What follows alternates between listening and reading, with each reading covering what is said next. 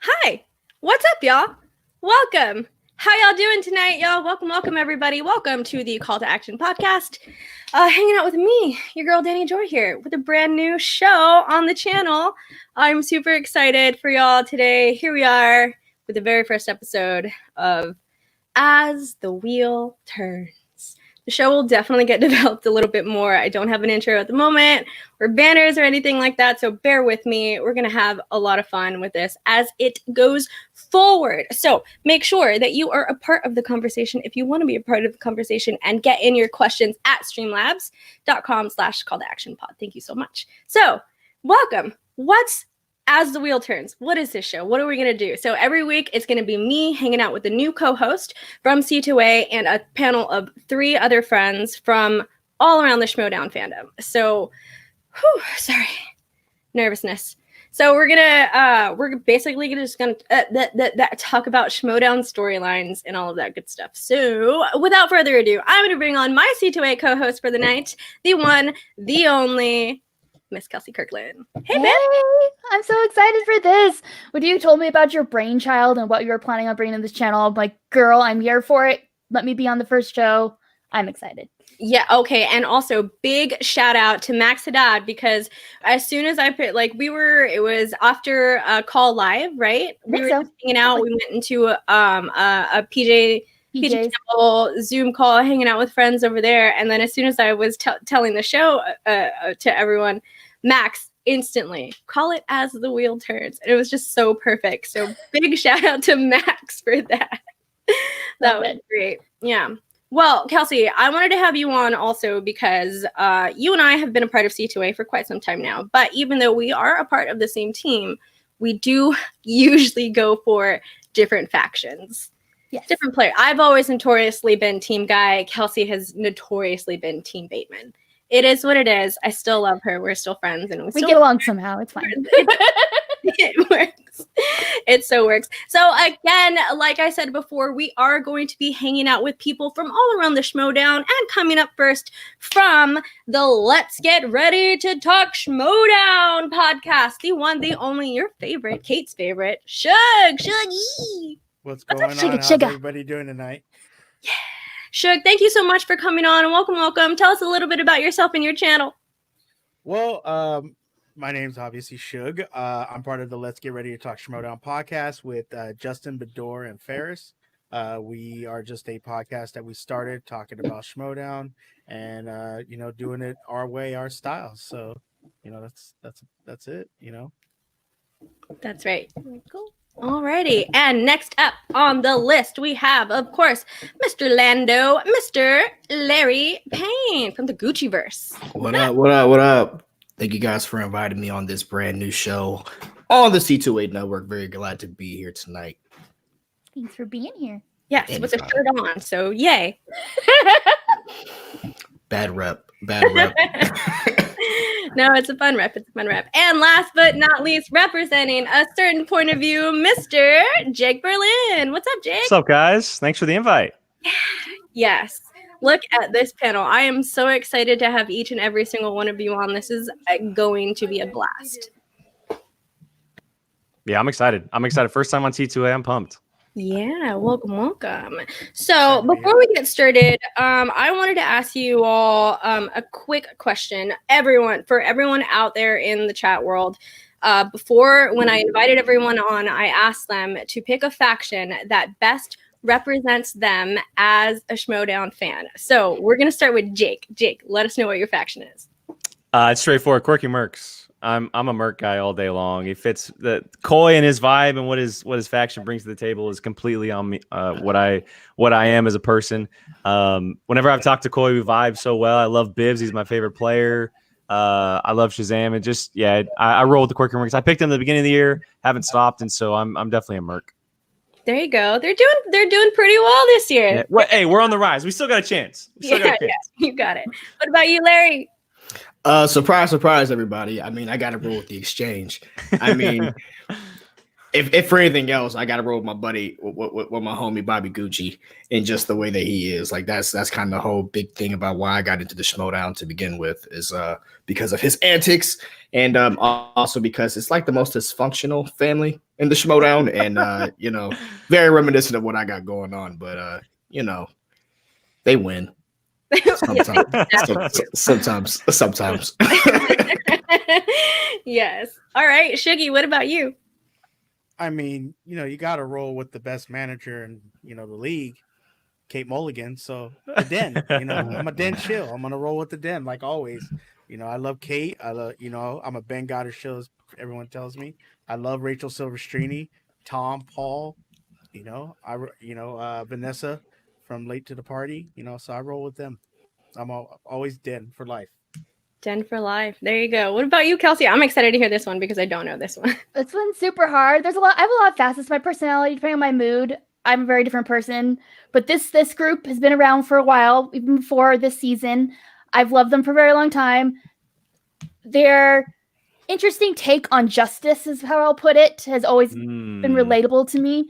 So I'm a corruption girl. I've loved corruption for a very long time. Shannon Barney is my goal. If I could be half as cool as her someday, then I've made it. So I pick corruption. There you go. Well, for anyone who knows me out there, I feel like you all know what faction I usually represent, and that's the Swag Squad. So drip, baby. Let's go. We got all different factions. I'm pretty excited about that. I didn't think that would happen on the first show. So, wow. This doesn't mean anything. This was just a fun thing that I wanted to have with everyone here. Maybe I'll get a tally at the end of the year of what everyone decided and see which faction has most faction members. We shall see. All right. So let's get into the matches of this week, because this is going to be the meat and potatoes of what we're going to have going on. Oh, you know what? I'm so sorry. Before we get into that, I really feel like I want to ask you all, because each of you are in a different Schmoedown after show, reaction show, all of that good stuff. Welcome to this crazy, crazy world. There's 4 matches a week. Oh my gosh. How are you all keeping your sanity? Suge, I'm going to start with you. How are y'all holding up with 4 matches? That's why I look tired. That's why I look tired all the time. You know, Christian decided to give us 4 matches a week, you know. What the heck is he thinking? No, it's been super fun hanging out. We're doing a lot of, you know, cool things over there at the Let's Get Ready. So getting to talk matches, to talk to different Schmoedown people. It's been awesome. It's real fun. I'm having a good time with it and appreciate it. There you go. And Larry, what about you? How's everyone holding up at the Gucciverse? Yeah, so we got that show go. We got that channel. The good thing about that channel is that it's not very Schmoedown heavy, so I don't have to feel as committed with watching a lot of the episodes as soon as they drop. So I mean, we got our one Schmoedown show on the 5-pointer that we kind of address a lot of stuff. So I tend to normally like backlog a lot of my Schmoedown episodes whenever like I need to go on a drive or something, and I watch them the day before we shoot our 5-pointer episode, just so it's fresh in my mind. But I mean, I love the fact that we got so many episodes. It's tough though. It's tough to keep up with every single thing that's going on, but I'm not mad about it. I mean, I love the Schmoedown, so it's all good for me. There you go. And to be fair, I believe this is the last week we are getting 4 matches a week, which is part of the reason why I wanted to start this week. I think I'm not, if anyone out there can correct me if I'm wrong. But Jake, you all at a certain point of view have been doing so much. Y'all are doing the play-alongs. Y'all are having epic guests, and you got Molly Damon on there too. How are you all holding up with all of this stuff going on? We lose it every once in a while. If you see our shows, especially this week, we kind of go crazy every once in a while. And on while we're live, we kind of just start rambling. But honestly, I'm pretty lucky because when I started this, I was able to put together a pretty great crew, and it all comes down to us just really enjoying talking to each other. And that's really why we get together every single day to do this stuff. We film 5 out of 7 days a week.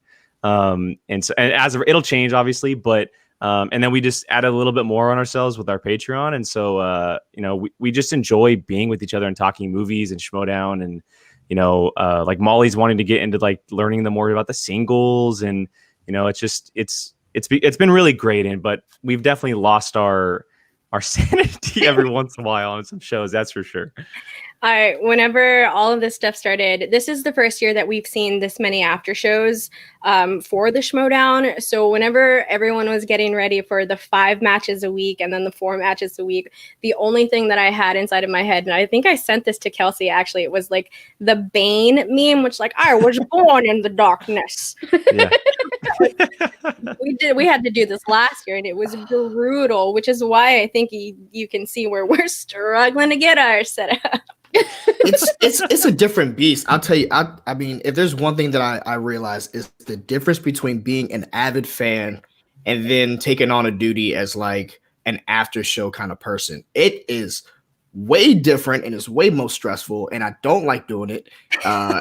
It's I kind of wish I could just turn back the hands of time and just go back to being a regular fan again. But at the same time, it's just. You're a total immersion. It's total immersion, which is really, really fun. So it's to me it's a double-edged sword because it's like sometimes if I don't want to watch a Schmoedown episode before, I didn't have to. Now it's like, no, you got to. The choice is gone. The choice is gone. That's very true. And now it's football season, which makes it worse. Yeah, Thursday night football is going right now. Man, fantasy and oh god. Yeah. Life's so hard. When you're getting messages from people and you're like, how are you doing? Did you watch the match today? It's like, really? That's what we're gonna talk about? Schmoedown? Yeah. Like I talk about Schmoedown 4 or 5 times a week. You want to talk about it? All right, let's talk about it. So it's been very interesting going from a fan that followed call to action to now being part of the podcast world.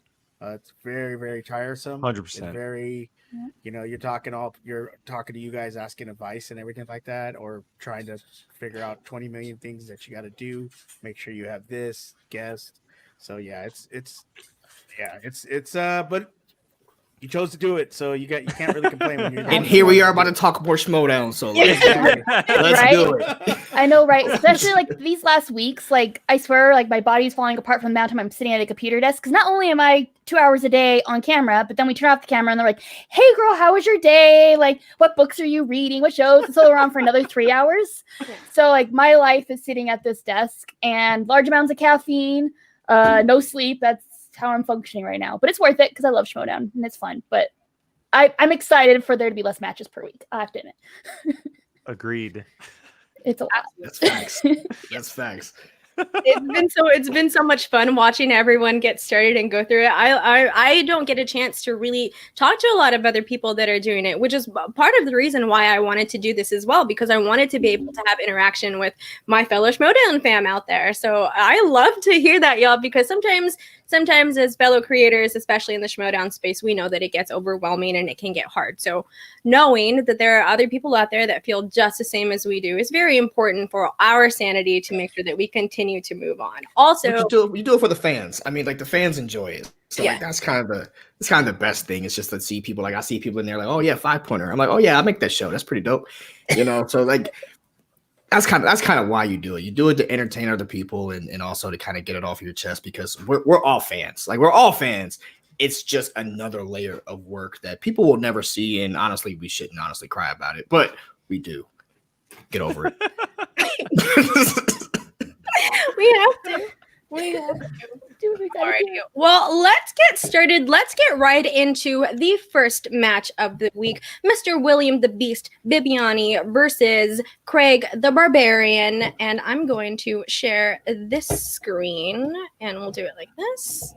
We have the technology. Oh, yeah. We have the technician is the real question. That's the real question. All right, here we go. Let me know if you can hear it. If there's anything weird with the audio, let me know. So let me get this straight. There's a new guy at the Schmoedown. He's theatrical. He loves props. Uh-oh. He had a perfect debut match. He was swept up immediately by John Roca's faction, and his name begins with a B.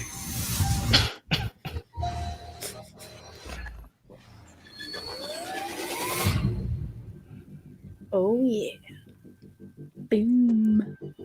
Shout out to Eric Rodriguez all the time, always. Always. They say we're facing a beast. Well, Elvis and I have faced beasts before. Great hear jacket, anyone who Gucci. talked about this Right. guy and they say he's the real deal. Great But it's stuff, not an as easy always. match here against Whitney Seibel. If you want to be the man, you've got to beat the man. And William the Beast Bibiani is one of the greatest players ever to play this game. Did Classic you guys get a entrance. new I me? miss Bibs and Did you guys get a new We me? saw your debut match. We also saw what followed. We saw you crash and burn, struggle to find your footing in this league. And with each battle that we emerge from, we're more resilient and more determined to plow our way to victory. He brought up a very good point. If one of the mercs plays someone, the next merc that plays them takes him out. We see the kinks in the armor, we see the kryptonite, we see the issues in gameplay that John showed us all the flaws in the barbarian. Now it almost doesn't even seem fair to sit the beast on him. I got this whole me thing down. So, yeah, I think I'm just gonna find out what it's like to play me. I bet it's really fun. Kind of annoying. You're not facing the beast, you're facing the barbarian. We're going to take your critically acclaimed attitudes and your film snobbery, and we're going to wipe the floor with it, and we're going to throw it in the dumpster.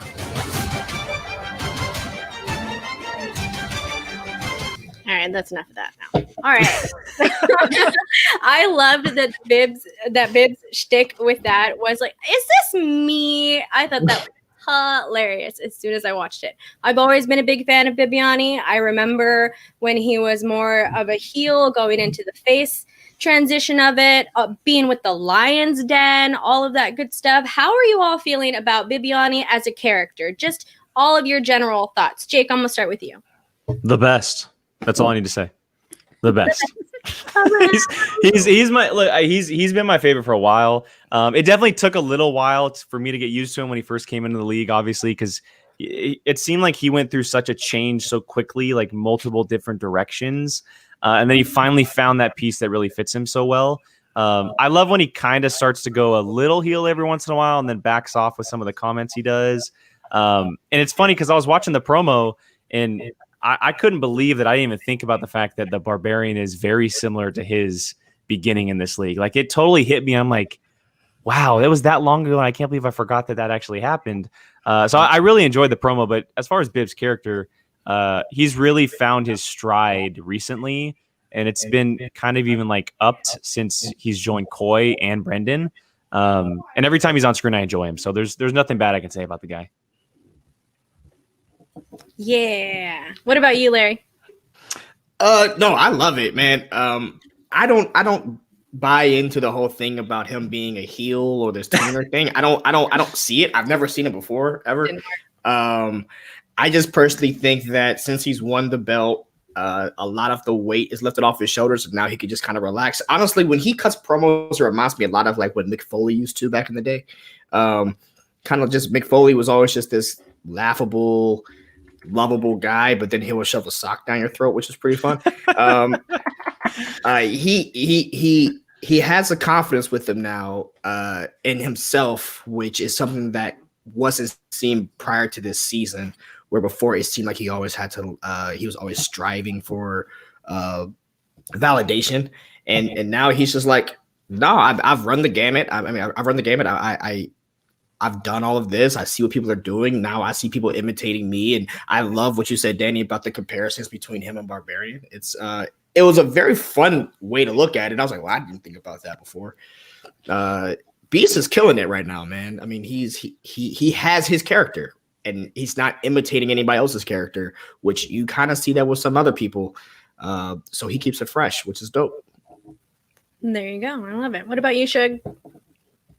Yeah, this is where I probably have a hot take, or someone's gonna boo me. I don't see Bibbs as a character. I see him as himself. I mean, as a player, he's one of the best, and we've seen that he's just one of the best in the league. But as far as a character, I don't see a character. I just see himself, and I see him just wanting to play the game straight up. No characters, just straight up. Let's play trivia, which I'm okay with. I'm good with that. But also too, I do like the character aspect because I was always a wrestling fan, but you can't deny how great Bibbs is. The man is it's his name. He's a beast. And so I do like what he's doing this year. I think he's going to go far in this tournament. And I just think he's just awesome, And so, but character-wise, I see him just being himself. I don't actually see him trying to be a character. I just see him just going in there and whooping on people and walking out. That's just me. That's Being always him. Go for it, Jake. Being himself is the best character he can be. Yeah, I mean, and that fits him. I think that's one of the things that I think Schmoedown players struggle with is when they try to be a character that they're not used to. Yep. Then it shows in their gameplay. Like they have an issue. But the good ones, the Rokas, the Mark Rileys, the Batemans, the Andrew guys, those ones can play the character and also still play trivia. I mean, Andrew Guy's last match wasn't that great, but prior to that, he could play a great character and still play great Schmoedown competitors. So totally agree with you, Jake. Yeah, absolutely. That always seems to have been a struggle in the Schmoedown from when it started to where it is now, or players trying to find themselves in a character and all of that. But what about you, Kelsey? What are you thinking about Bibs this season, or all seasons? All season. First of all, I would like to say that the Beast versus the Barbarians like the best name for a metal album. So look for that on shelves next year. But I love Bibs. I feel like some of the best characters in Schmoedown are just themselves turned to 11. You know what I mean? Like it's just your true self, but like you might say things out loud that you might have said internally instead and things like that. And I think that's a great example with Bibs is that he is very true to himself, but he does, I feel like, play it up for the camera in the role and everything like that as well. He is so entertaining to watch. He has some of the most epic entrances of all time in the Schmoedown. I can't wait for live things again because I miss his entrances so much. But even then, he's still trying to be creative and things, doing the online stuff as well. So he's never not entertaining to watch, and he's always been one of my favorites, and I adore him. Absolutely, especially adjusting in these times, like that Dutch angle. Or is it French or Dutch angle? Movie snobs, tell me. Anyway, I think it's Dutch angle. I don't know. You mean when it's slanted? Yeah. I call that slanted. I call it. It was so much fun to see that. Totally. To add to it real quick, I wanted to say that if you look at the Mercs in general, there's not a single character on that entire faction. Coy drafted to that exact point. He drafted people instead of characters.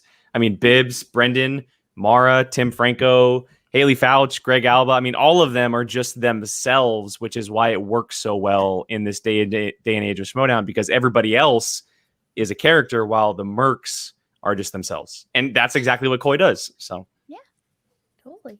Yeah, I like that. We did get a Streamlabs in that does kind of go with this. So big shout out to D-Train.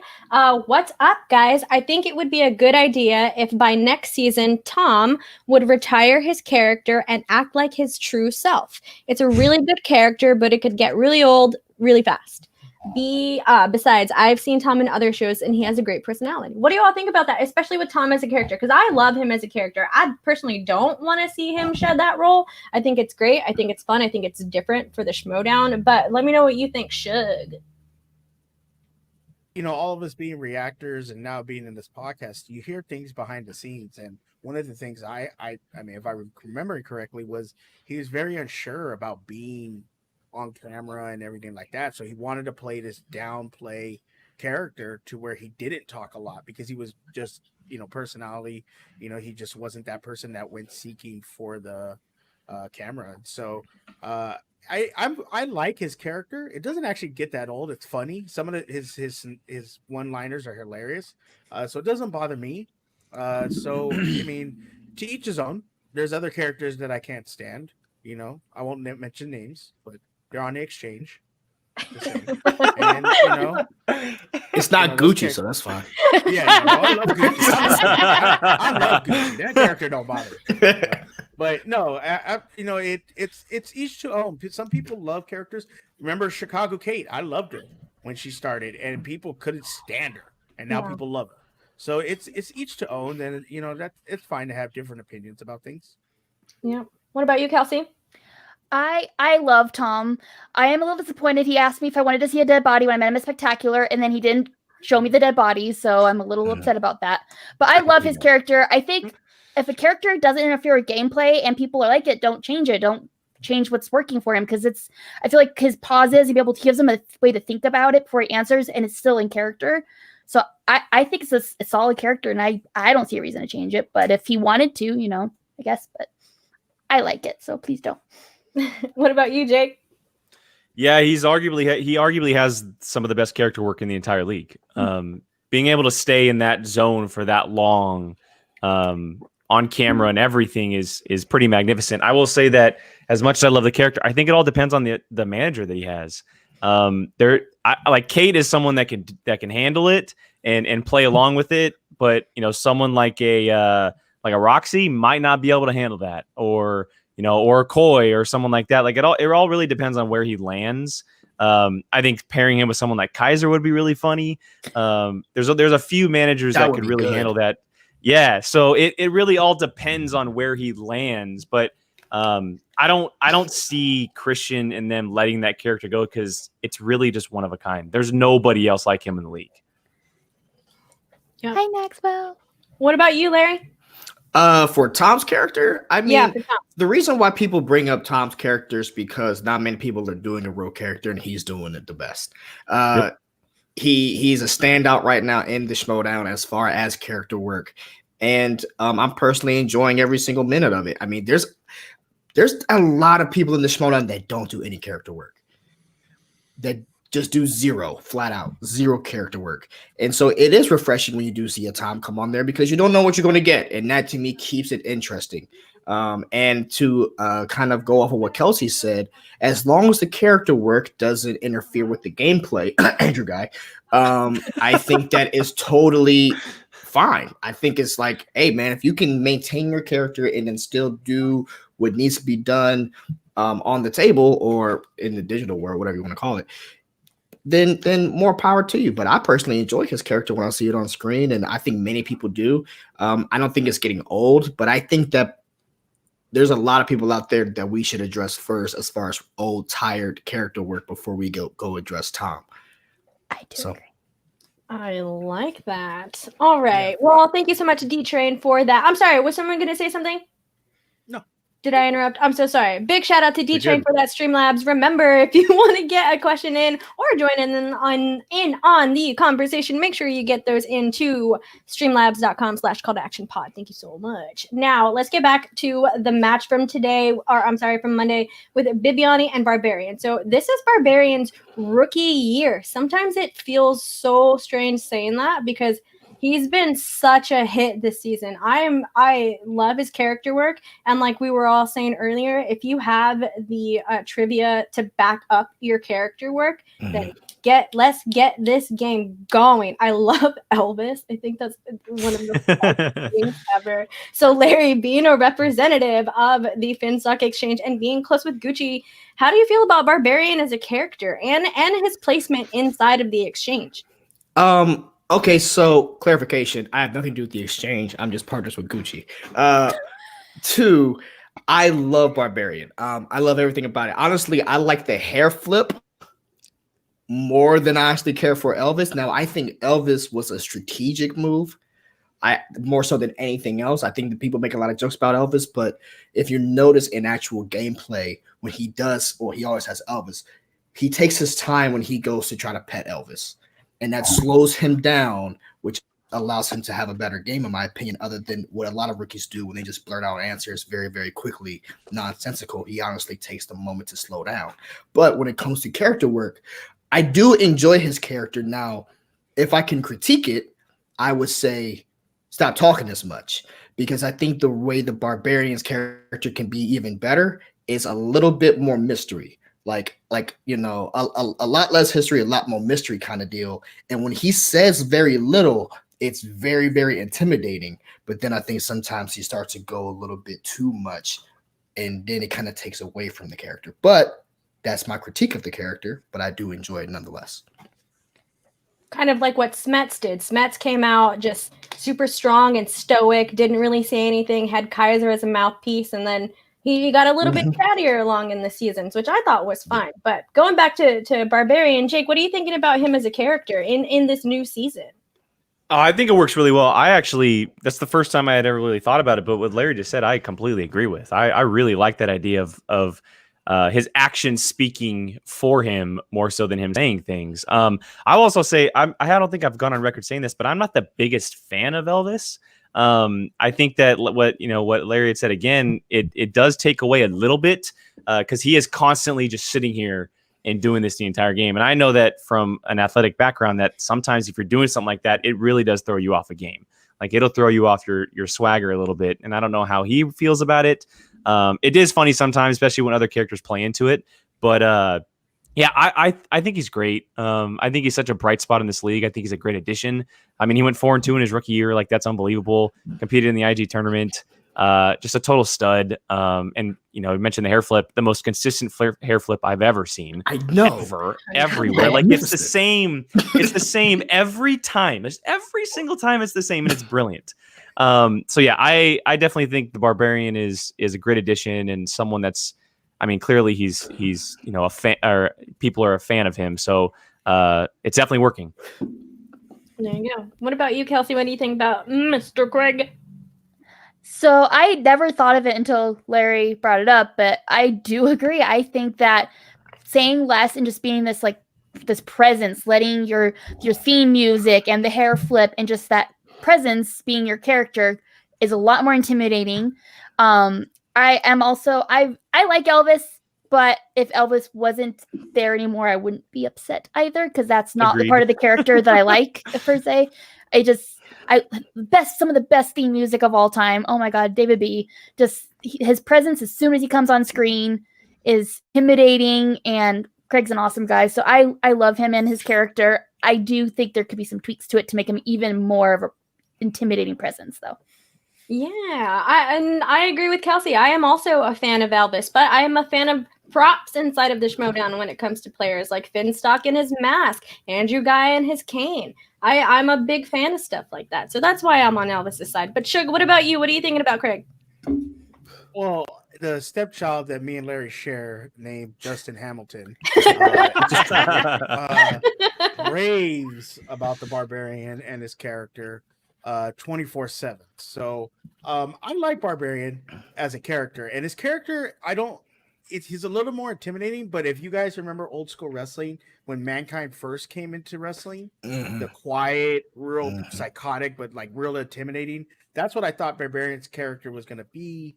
When him and Goddard had that cut scene, and he was saying, he said to Goddard, he called him the Band-Aid Brigade, or the Band-Aid, and and being that not a dummy or anything, but being like just oblivious to certain things. I like that aspect. He's become a little more chattier, which I don't mind because Craig's a great dude. He's just an awesome Craig's person. amazing.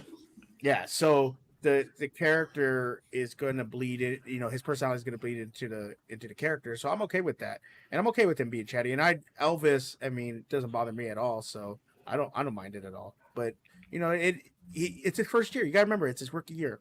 He hasn't got really. He's going to get his footing. We're so right now with the Schmoedown, we want everybody to be so on top and be perfect. Him, Goddard, all these rookies that are Adam Collins, they're all rookies. So we got to make sure that we give him a chance to grow. And by next year, I think his character will be fine. I think we'll love it. Give him a little more time to develop it. It's fine now. It's not it's not horrible. It's not it's not horrible, but give it time to develop, and we'll grow to love it. And he's great at trivia. So Barbarian's awesome. I like it. I don't like how rational you're being right now. I want everyone perfect right now. I don't care. I want perfection immediately. He demands the minute it. that they come on, their first moment, I want perfection. Out knockout game against John Roca. Every single first person's match ever. I want perfect smack talk from the jump. Larry for Manager 2021. I want to point this out from the chat. Ryan, who I see in here very often, what's up? I didn't know this fact. So this is, in my opinion, why I think Bibbs is so smart and so fun to have inside of the Schmoedown. I love Bibiani's use of Fabian as a counterpart to Elvis. FYI, Fabian was a teen heartthrob crooner of the 50s who had a hit song called Tiger, which Bibbs quoted, "You make me feel like a tiger." I love that fact. That's a deep cut right there. I love that. And I like that Bibiani came out with the tiger on. Yeah. Yeah, that was a lot of fun. I like. First of all, shout out to Bibiani's jacket. That jacket was fire too. Yeah, that's exactly right. Took the words right out of my mouth. And really quickly, we do have a Streamlabs from Jake Iacovetta. I kind of want to talk shit right now, but I love all these people on screen right now. Love you too. Love you too, Jake. Big shout out to Jake. Remember, if you want to be a part of the conversation, streamlabs.com/call-to-action-podcast. Yeah, we all love Jake and his back. I don't. I love that back. That's all back right there. That you can find on the Gucciverse. My Twitch has never been the same. Never been the same. Never been the same. So let's talk about Coy as a manager and Bobby Gucci as a manager. This is pretty much Coy's big first year as a manager. He kind of did a little thing with Wait, I Know This, which was a lot of fun with Winston and Stacey Howard. But if these managers going head to head with their factions and as personalities and their characters, how do you feel about these two managers in a boxing ring as characters? Larry, I'm gonna start with you. First of all, I want to say that it was totally a travesty that you did not see any Bobby Gucci whatsoever in that promo.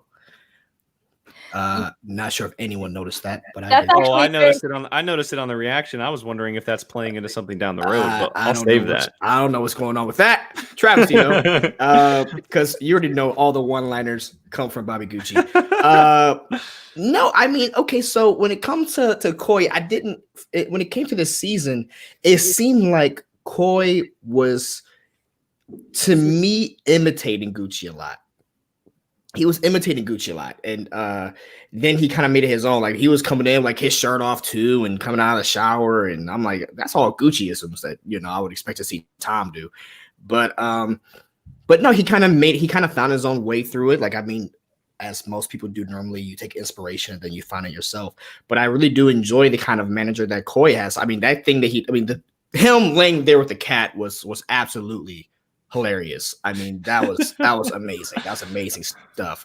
But it's hard to say how Gucci's character was in that promo because not there. Not there. That is correct. He probably didn't film it, honestly. I don't know. Knowing him, that's probably what happened. And that would actually still work out very well for the character of Tom Dagnino, Bobby Gucci, Pin Stock. So, but I've liked what Gucci has done this year. I mean, I know that he's I do know he's been trying to move away from the Finstock character and more into the Gucci character, which some people have kind of not liked all too much. And obviously now he's the epicenter of criticism when it comes to managers, which he should get, because when you're a 3-time manager of the year, you deserve all the criticism. You do make any mistake, you deserve that kind of criticism. I tell them all the time. So, I mean, I think Coy right now is managing a little bit better than Gucci. He seems to be in his character's head a lot better, but I don't know if that's the question she was asking. However you want to answer that, that's totally fine with me. What about you, Jake? Yeah, I think Coy is really coming to his own. Obviously, I said at the beginning I'm a Merc guy, but I love the way he's kind of evolved as a manager, not just in promos, and he's gotten really good at promos. Obviously, probably promo of the year with that Kevin Smith thing he shot, which is just amazing. But also inside the game as well. He handles his players arguably the best inside the game itself, in between rounds when he talks to them. And example would be when he talked to Greg Alba against Kalinowski, or he was talking to even Kevin Smith himself during that match. I mean, just the way he talks to his players, you can tell that he's a great manager and he's really grown into the role. There's nothing that really needs to be said about Gucci. He's like Larry said, 3-time manager of the year. He's been doing it for a long time. The guy's great. He knows what he's doing. He's handling a lot of egos, and that's tough sometimes. And, it gets backlash for it. If I was to put the two up against each other, I'd give it to a little bit of Coy this year. But that's just because I think Coy, with the people that he has and the matches he's won as well, like, Perry and Mike, for example, that has a lot to do with him. So I would definitely give the edge to Coy. Yes, read Saga. Yeah, definitely. That was a fun interview. Koi is a very fun person to talk to as well. But Shuggy, tell me what you're thinking about that. Well, being one that I won't be biased because these two gentlemen obviously are biased. I think that right now you do have to give it to Koi as a manager. But what I loved about this digital season, you see how valuable Gucci is. Gucci is actually, to me, especially during that Star Wars tournament with Demolanta, really got Demolanta to the finals as far as keeping him focused, keeping him on par, keeping him, on track to what the goal is. Obviously, Gucci has the, the championships to back him up. He had the founding fathers, and that's what I loved about Gucci was getting, because a lot of people, you hear Roxy say, "Oh, what does Gucci do? Gucci just has champions." I really thought in that Star Wars tournament with Demolanta, you got to really see Gucci guide somebody, it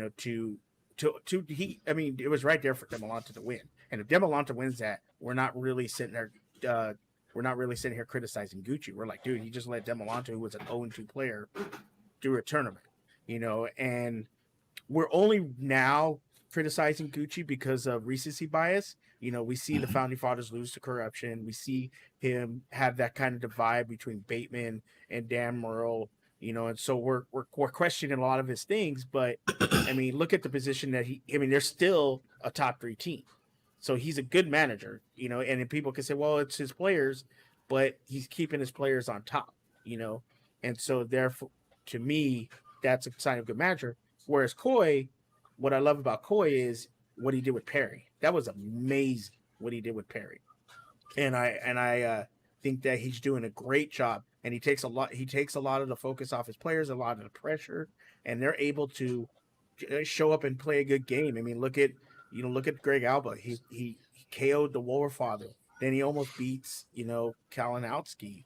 And, so the things that he's done with his players, and Perry beating Kalinowski. So, Koi, he's a master motivator. And that's what I like about him. So I do think you got to give it to Koi a little bit, but I think don't underestimate Bobby Gucci, and don't, scoff at his accomplishments, because you just really can't.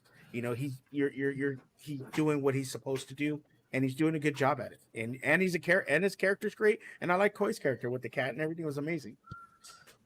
Yeah. What about you, Kelsey? I feel like between Koi and Gucci, they've had very different situations this season.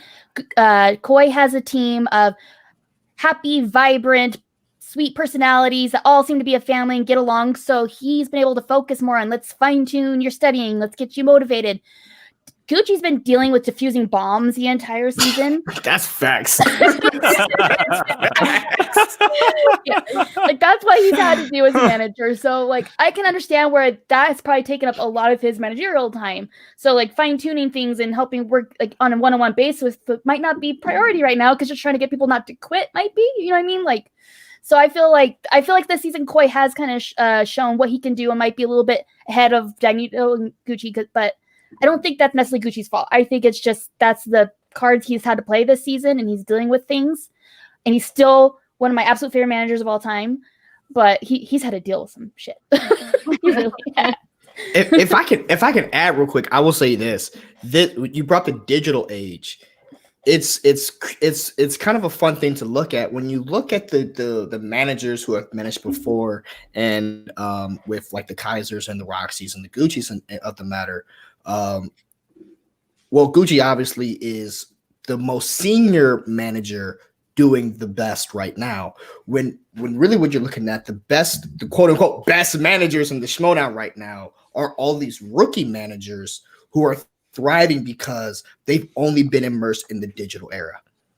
They never had to kind of go against this whole thing that they used to do before, and now they're in this digital era now. When you listen to someone like Kaiser or Gucci, they tell you, we work best when we're right there with them. So it's kind of like you're taking these senior guys out of their element. Now, I'm not trying to say this is an excuse.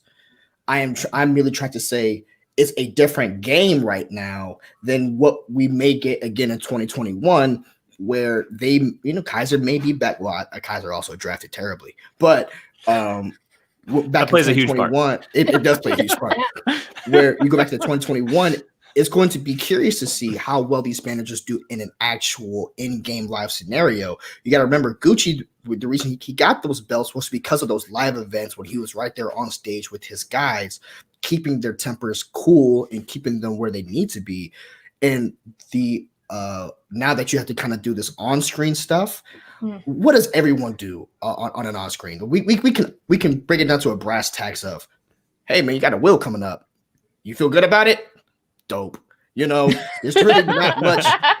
There's really not much that, you know, but this is where I do give it to Koi.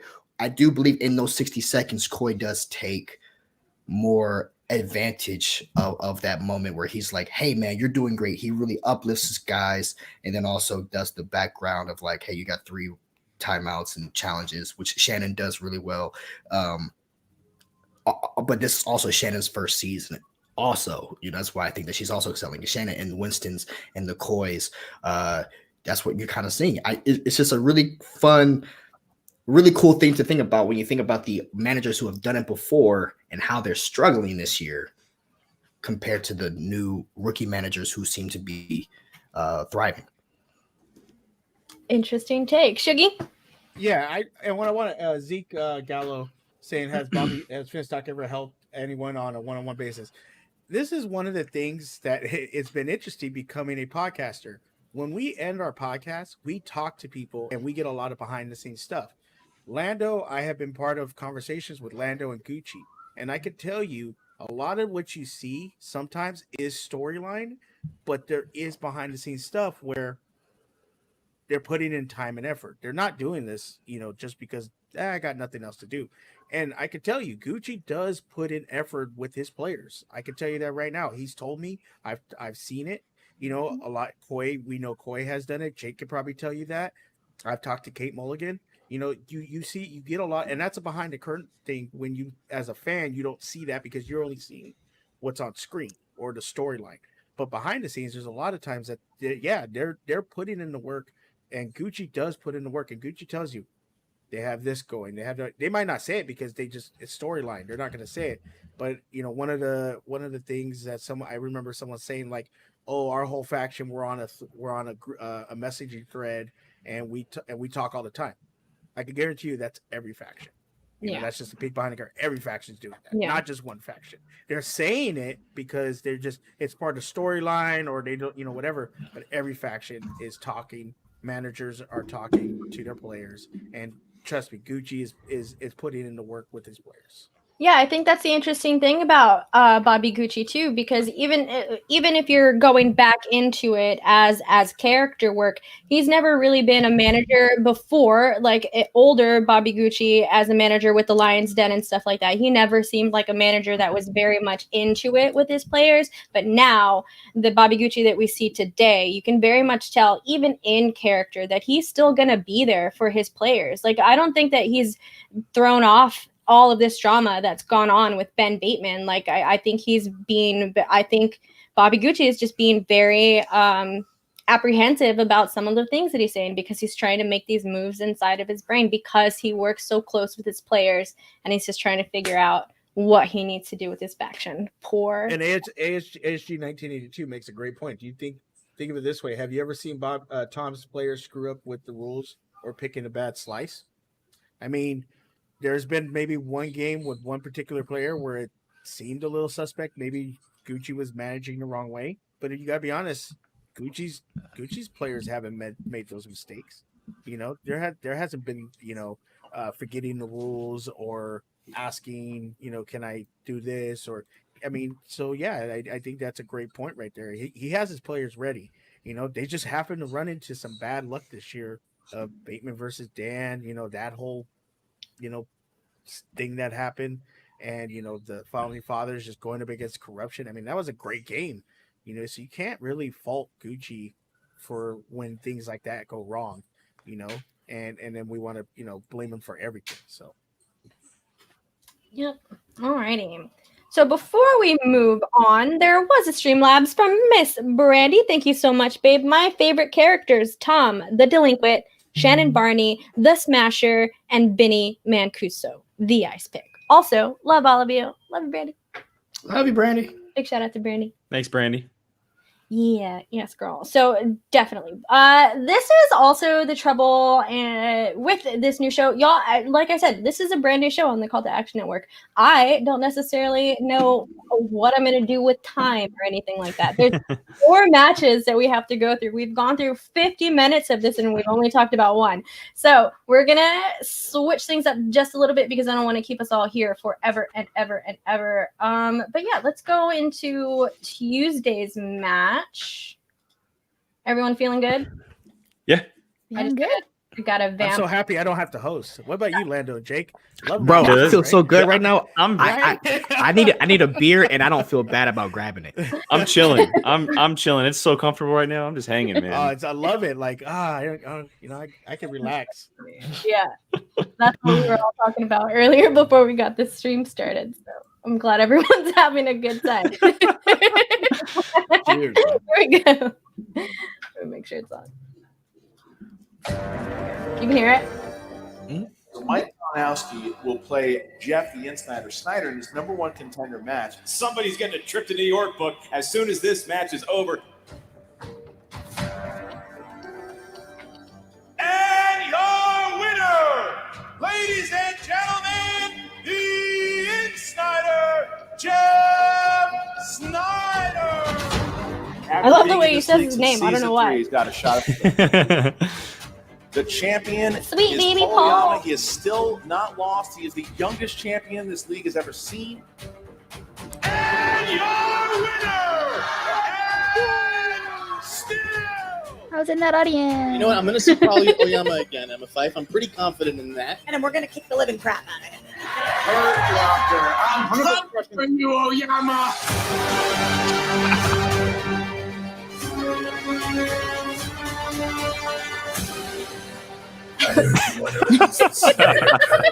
So good. We're gonna cut Snyder. Hi, Paul. Oh, I love that. Paul, you know, you've done good in the past. You got us. You did. Not this time, honey. I'm just eager to show what I can do and put him in his place like I should have the first time. I would have won the championship had I bet a 0 instead of a 1 point on a Harry Potter question. Right. One could also say that if a fan in the crowd doesn't yell something out, I win via TKO. This singles tournament offers me a chance at redemption. You've been asking for me for months. All I gotta say is, be careful what you wish for.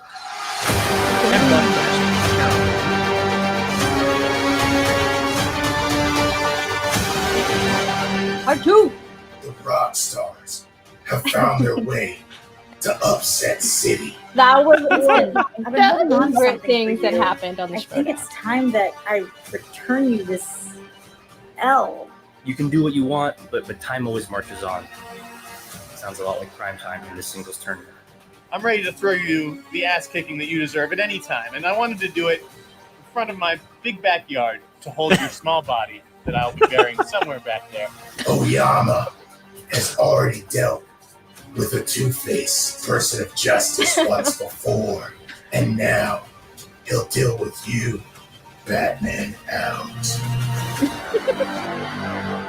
There we go. That's enough of that one. All right. Good stuff. So let's talk about the Snyder and Primetime Poyama. Jeff is also one of those characters that you can't really tell the difference between how much of a show he's putting on and how much of that personality is him. And we've seen Paul Oyama go from his old primetime image where he had the sunglasses on, had the jacket, had the attitude, and then he comes into this season just coming in with a totally different primetime. What do you all think of the changes in these characters or the lack of from Jeff Snyder? I'm going to start with Kelsey.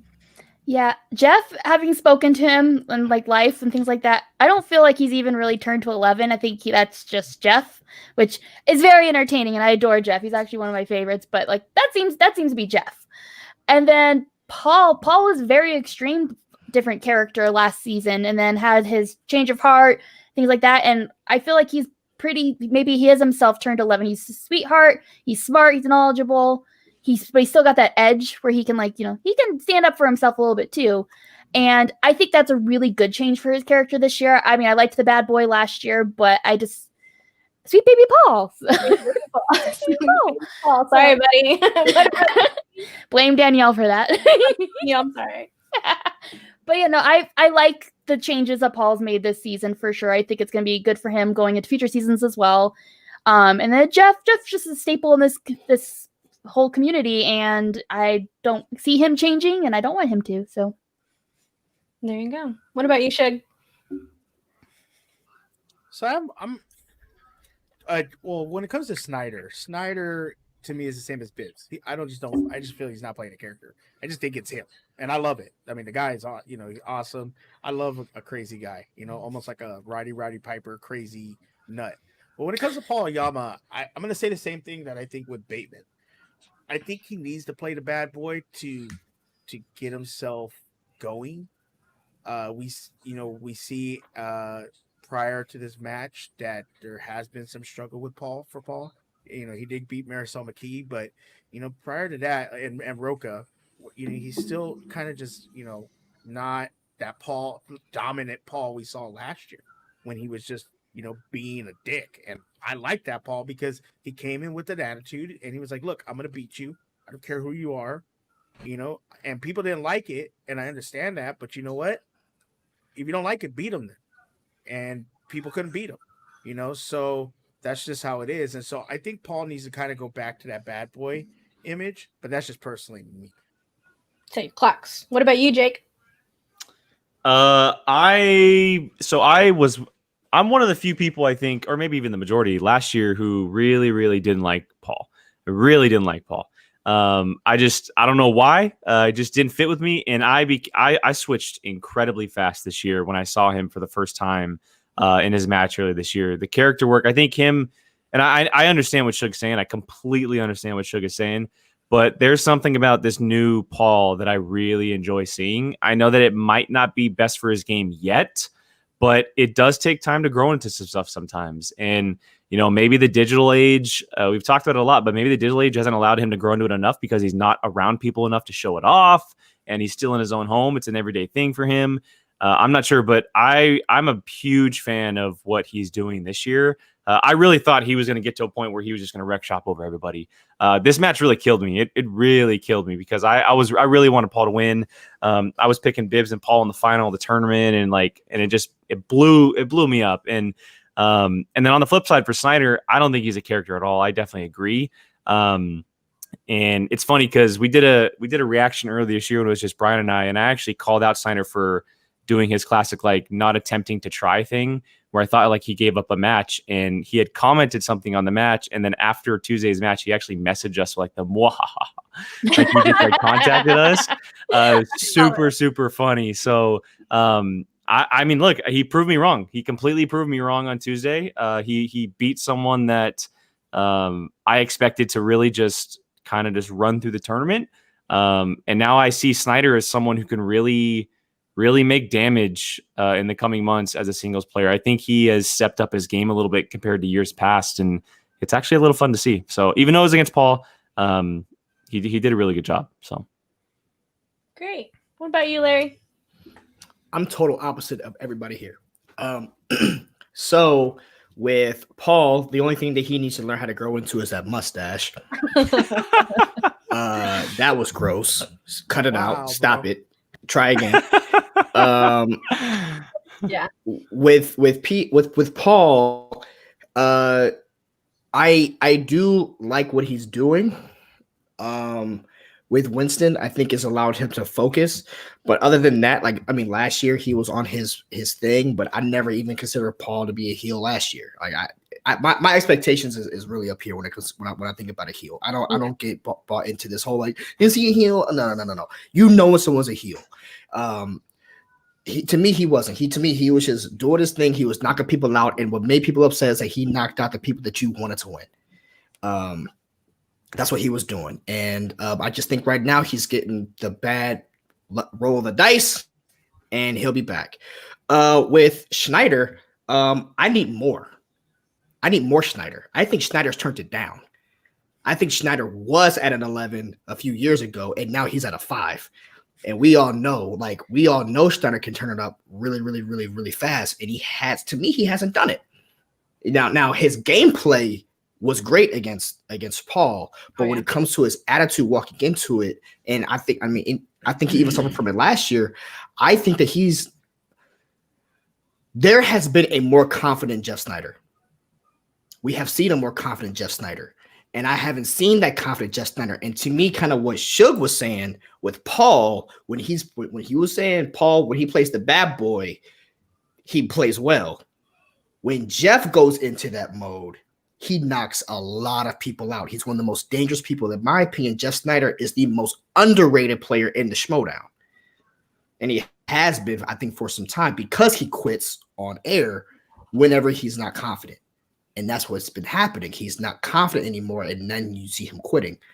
I need Snyder to get back in his bag and get the bad boy out of him so he can come back and really show everybody why when he was rolling with the Patriots, when it was him and JTE and Gucci wasn't really, I don't know Gucci was doing too much besides just making random ass euphemisms back in the day. But when it was him and JTE, what people don't remember, and maybe a lot of fans are new, how much you hated the Patriots. I don't think there's ever been a team that people hated more than the Patriots, especially when they won 2 goddamn years winning. Yeah. And I'm in the firm belief of I want to hate someone in the Schmoedown. I want to hate someone because it made me turn in every single time. I can't hear Shipping Up to Boston now without getting angry. And that was even with my boy Gucci managing them. I hated Gucci back then. I think Snyder needs to go back in his bag so that he can start to really get that confidence again, because you saw it a little bit when he was teaming up with Andreyko. When him and Andreyko would kind of go, Andreyko kind of gives him that confidence, but when he's singles, it's not there. I think that's a wonderful transition into discussing the managers from this match, because if you think about Jeff Sneider and who he was back then and who he is now, love Roxy as a manager. I think she does a great job with all of her players. She really helps calm them down. Is Roxy calming down Jeff a little too much? And then obviously we know I'm a swag girl. I love what Winston has been doing with his players this season. It's been so great to see him as a manager and see him evolve from a player to this manager sort of thing. Winston's cutting the best promos. Winston's doing the work. So I'm going to let you all discuss this really quickly because I have to run to the restroom. So I'm going to start. Kelsey, I'm going to let you start, or however y'all want to start it, because now for a quick 2 minutes, this is the y'all show. But let's talk about Roxy and Winston. All right. Well, I am a big fan of Winston. I agree that his promos are just, not only are they like glorious, but they're hilarious. What's Danny's picture right now?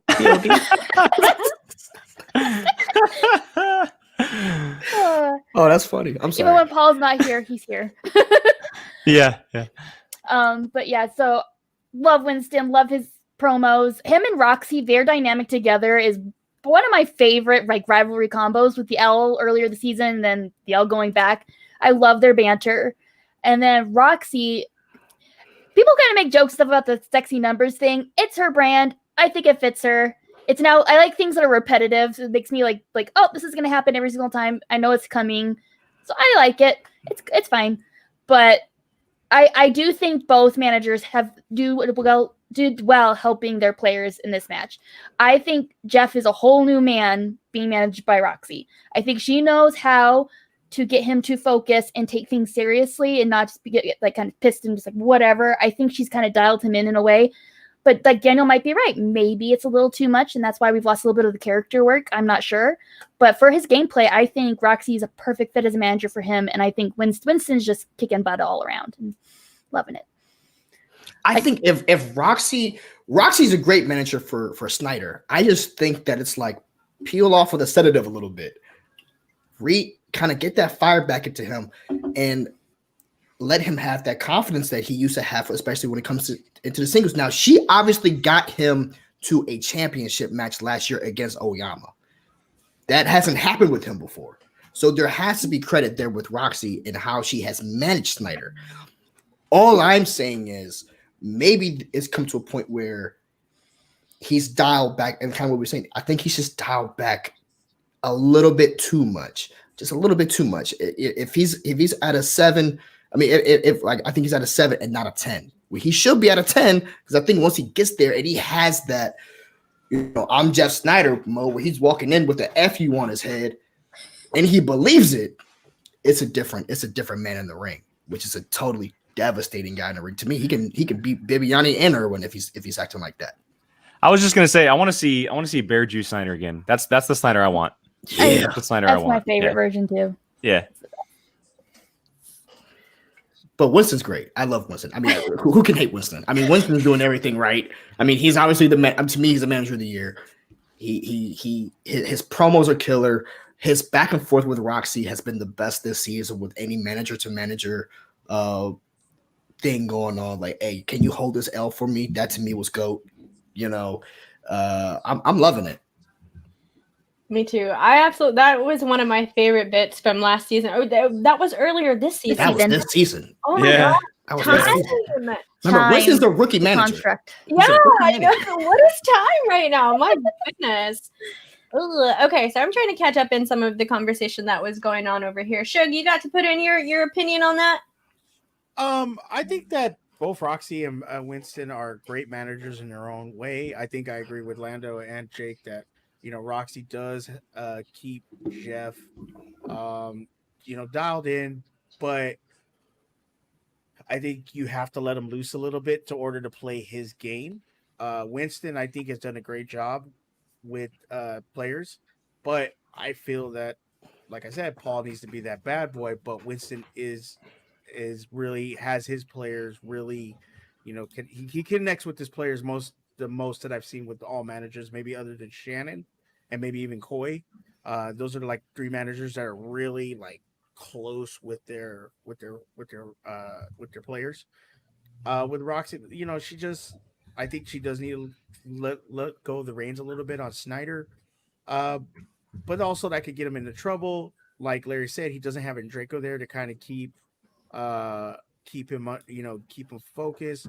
But when you let the Mad Dog out, he's gonna take everybody out. So I'm okay with letting a little bit of reins off of Snyder to get him to win some matches and play his best. I love this heat from y'all. Like everyone wanting old Jeff back. I love that. Yes. I was a big fan of old Snyder. I really was. Even when he was with the Patriots, I was just about to say I've never been a heel person. I run a team action podcast. But Jeff Snyder was one of the first heels that I really kind of gravitated to and enjoyed his play. And then you sometimes you got to separate the art from the artist at certain points, and that was one of the things with Jeff Snyder. But I really appreciate him as a person going into the league, like at everything that he's doing now. But I agree with all of y'all. I want to see it turned up. I want to see Snyder take a run at this belt. I just because I just think he probably, in my opinion, right now is the most undervalued singles competitor.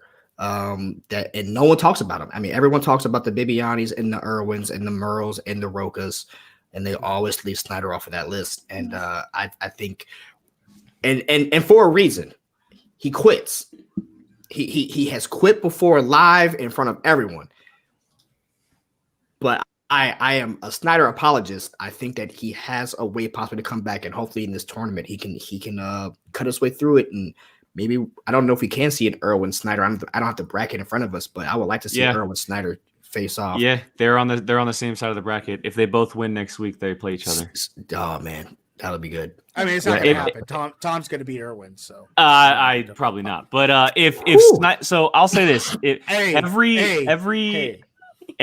what? Irwin's gonna win that match, man. Sorry, Irwin's gonna win that match. Irwin's so chill. Oh, we're gonna talk about it. We're gonna talk about it. I'll say this: if Snyder, every match that Snyder plays, he gets that bad boy mentality back in him a little bit, and it's gonna be a progression. But the progression is gonna be perfect because by the time that's back, if he does end up winning, he'll be facing Dan Merle. Just imagine a Snyder versus a Dan Merle situation where we get old school Snyder back. Like that would be incredible to watch. Yeah. And I will say this too, to add to everything we're talking about, like old school Jeff and everything. Old school Jeff Snyder, the best Jeff Snyder is the one that Roxy can't control. And we've seen that before with certain situations, things he's said or things he's done. And that is the best version of him, not just when he plays, but also as far as a character goes, because that's kind of a character. And I hope at some point, like Lando said, that we do get him back, because that would be a lot of fun.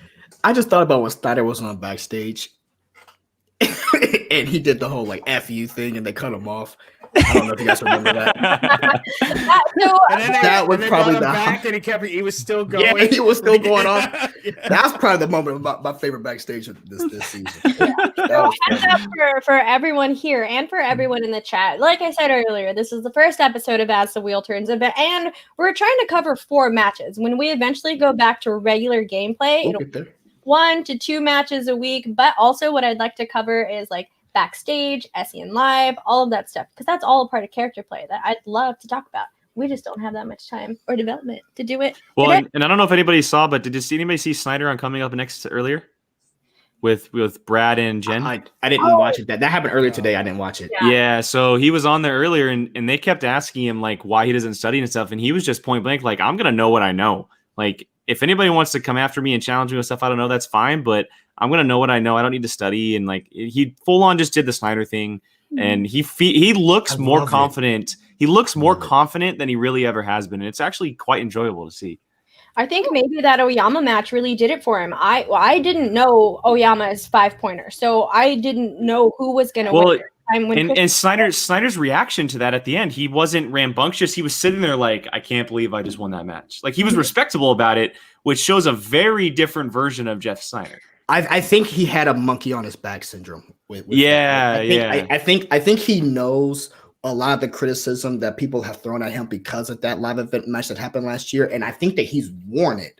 And when you watch that match, I think you can see it being lifted, and hopefully now that means Snyder, let's go, because that's what I want to see. And I need to watch the Coming Up Next. Is that the name of that show? Yeah. Okay, cool. I knew they didn't have a name for it for a while. Okay, cool. I will make sure to check that out as soon as I can. With that being said, I'm gonna grab a beer. I'll be right back. Do you think, Larry? Oh no! Do y'all remember that one stupid video that went around of the guy that thought he turned off his camera? He was in a really inappropriate. It was about the Gucciverse on this show. Yeah, we're about to go Gucciverse. We are technically Gucciverse on screen right now. Yes. So does anyone else have anything to say about Roxy, Snyder, Winston, or Oyama, or this match? I mean, it's gonna be a great match. I'm a sucker for like rematches, trilogies. I am a sports guy, so I'm a sucker for that. And that promo was hype. Eric, Nerd Chronic, man, I love that guy to death. So he gets me hyped for all these matches. But I'm always a sucker for a rematch or a revenge match or whatever you want to call it. So it was exciting. Probably 2 of the biggest personalities as manager wise, and probably 2, characters that are drastically different. Snyder, very, rambunctious and outgoing, and Paul, who's kind of calmed down. So it was going to be a good match, and I was excited for it. I can assume we all did our brackets. We did not see that outcome coming. I'm assuming, maybe I might be wrong, but I love it. That's the name of the game. You never know what's going to happen, and I appreciate it. So.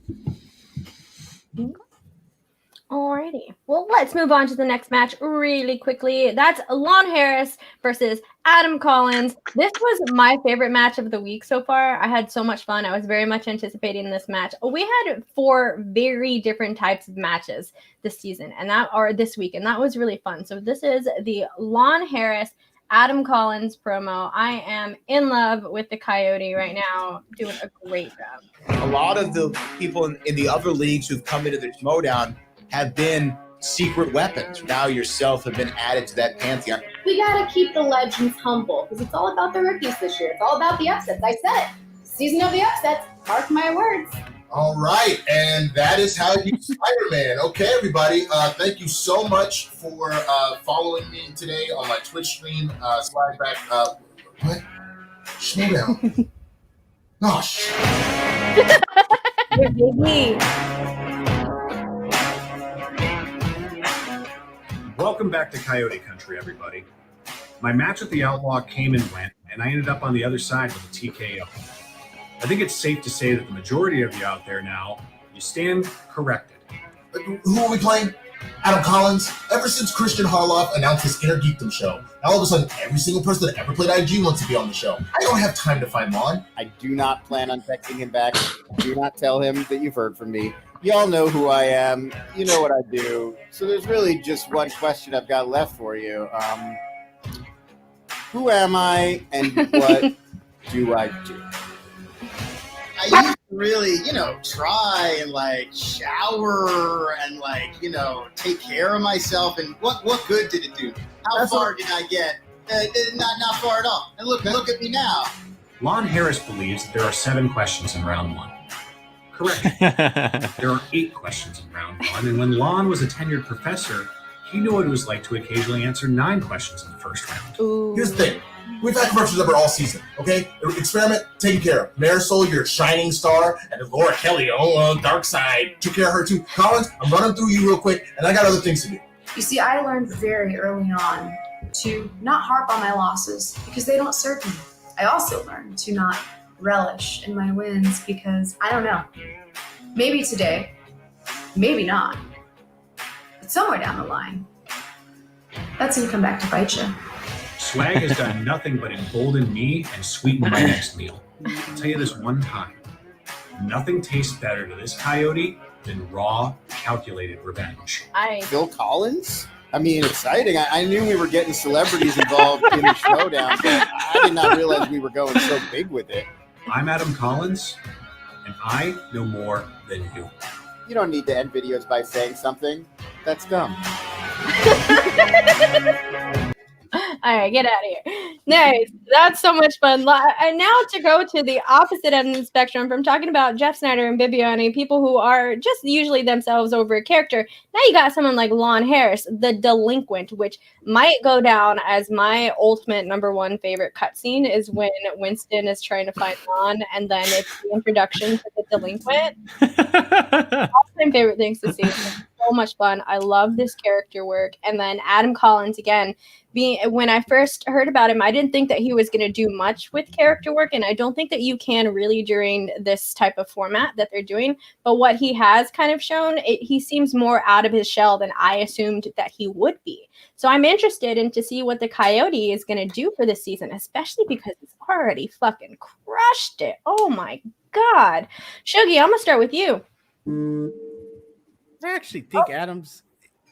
actually think Collins is actually playing a character. He's playing a snobby, not snobby, but he, like, I know more than you. I'm better than you. That's called snobby. I mean, when you're just better, Lando, you're just better. That's how it is. Lando, you're snobby. You're snobby. Yeah, you're snobby, Lando. No, but I think I like this character because, like you said, Danny, he's been killing it. I mean, he TKO'd Roka, which, I mean, I loved it. I was happy, and agreed.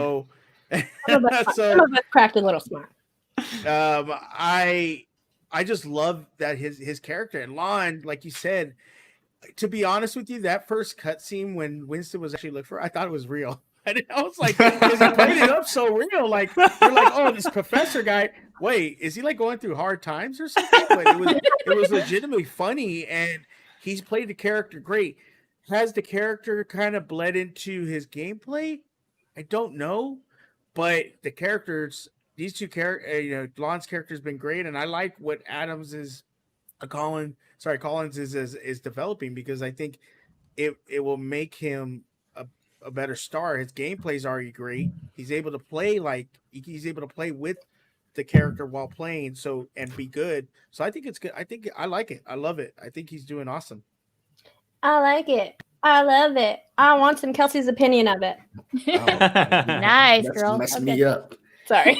I'm about to sing along. I definitely think Collins is a character. I think it's a more subtle character, but I think that absolutely works for him and his style of gameplay and things like that. snobby might be the right word, but I just very self-confident, knows what he's doing, not going to take your crap. He knows he's better than you kind of focus thing going. And I think it's great for him. I think it fits with corruption. And I like it. I like the way Shannon plays off with him. I can't talk tonight. Plays off with him. And so I think it's been a great choice for his character. And then now Lon, on the other hand, is probably my favorite change in character that's ever happened in the Schmoedown. I mean, there's been some great ones, but the delinquent is just so good. Everything he says is clip out worthy. Like everything. He is funny. Every bit he's had, his promos, the cutscenes. Every time I know Lon's going to be in a match, I know it's going to be a good one for entertainment value because he just brings it every single time he's on screen.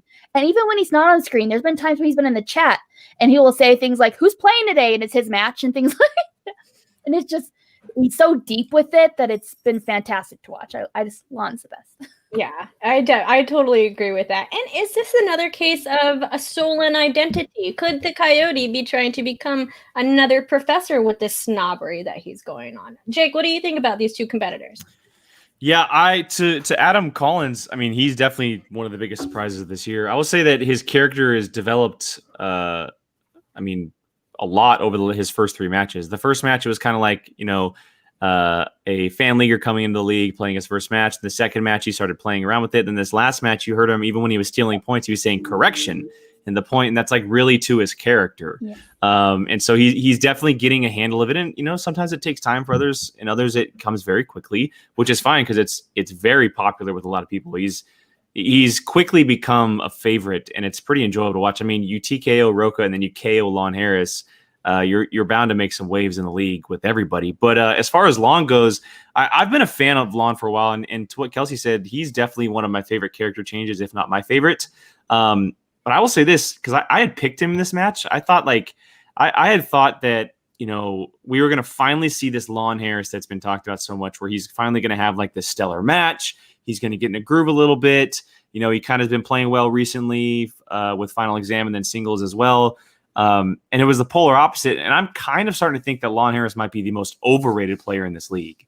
Because he seems to be struggling a little bit. And it's tough to watch because I like him. I like the character. I want to see him play. But I mean, he clearly chose a slice that he was not good at. And to me, that's just not a mistake that you make at this level. And that's tough to watch. And, I might be wrong. And if we see him in the teams tournament, he crushes, that's fine. And maybe he's one of those players that succeeds a little bit more in team format than singles. And that could very well be the case. But to me, I'm starting to slightly think that he might be one of the most overrated players in this league. Wow, that is a take. Is it a hot one? Let me know because we'll know on Twitter when Jake's getting hate mail. I just tweeted it out too. Yeah. I tweeted it out right now. I wouldn't put that past you, Suge. Damn right I would. I kind of agree with Jake though. Honestly, and people are saying in the chat, well, why are we giving Collins so much praise? And he hasn't proven himself yet. Look, the bottom line is he walked into the league and he TKO'd Roka and he KO'd Lon Harris. I mean, that's just, I don't know if we're supposed to spoil the match. Apologize. But I mean, this game is you're just gonna do what you do, and you gotta have knowledge, and Collins has that knowledge. We'll see him in a tight spot. We all know it's gonna happen. We're gonna see him in a tight spot, and we're gonna see what he's made of. But right now, enjoy what he is, because nobody saw this coming. Nobody was like, oh yeah, Adam Collins, I think that guy's gonna be the next big thing. So if he keeps proving himself, give him the praise. There's nothing wrong with praising somebody, for what they've done. I don't see the problem with that. I only see the problem is if they haven't done anything yet, but yet you keep trying to hype them up, then there's an issue. But as far as I kind of agree with Jake. I think Lon is kind of going into that overrated category because he's playing a great character, but he's just and he has the knowledge, but something I don't know what it is, where he just keeps stumbling over these last couple of years, and that I think it's frustrating because he's a good dude, and I think his character's amazing. So, yeah. What about you, Larry? What do you think? All right, so here comes the hate. So, if you think that Lon Harris is overrated, it's because you think or you thought that Lon Harris was an elite player. And if you thought that Lon Harris was an elite player, you have been mistaken for a very long time. He never has been. I don't know why people all of a sudden have been thinking that he is this almighty great player. He never was. He never was. He's always just been barely above. And when I mean above average, I mean like average. He's right above it. He's never been exceptional. He's never been like total knockout. And so if you want to call him overrated, it's because people have been thinking like, oh man, his character work is so great. Therefore, I expect these amazing things. Or he came in as a professor. When he was the professor, he was getting beat all the time. Or do we forget? I mean, it's just like, do we remember what was going on? If he was winning as the professor, he wouldn't have changed characters. Yeah, Lon Harris' singles record is 5-5. There you go. I mean, he barely has a better winning percentage than Josh McCouga. So, by the way, that should be the teams. It's Josh McCouga and Lon Harris, and I'll watch that shit all day. But he has been put on this platform where people just think he's so great, and yet he's on final exam with Paul Oyama. But really think about who's leading that team there, and that's Paul Oyama. It's not Lon Harris. So if we think that he's overrated, it's because we put him there. We put this guy there, and now he's not showing up. But the thing is, he's never really done that. He's never done it to begin with. And when it comes to Collins, if you think that, well, here's the way I look at it. Here's the way I look at it. Adam Collins is 3-0, correct? Yes. And he has all intents and purposes, he has 3 knockouts. Knockouts, TKOs. Yeah. Right? Yeah. Okay, cool. Call it what you want to, but winning. So I want someone in the tournament that's winning. So I don't think that we should say like he needs to prove himself. He's beating people. He's beating people that you thought he was going to lose against. He's broken several of your brackets. So he's doing the job that needed to be done. So he's taking care of business. So what needs to happen is that you take your expectations of Lon Harris, and now you give that to Collins, and you take what you expected from Collins, and you give it to Lon Harris, and now everything's good in the world.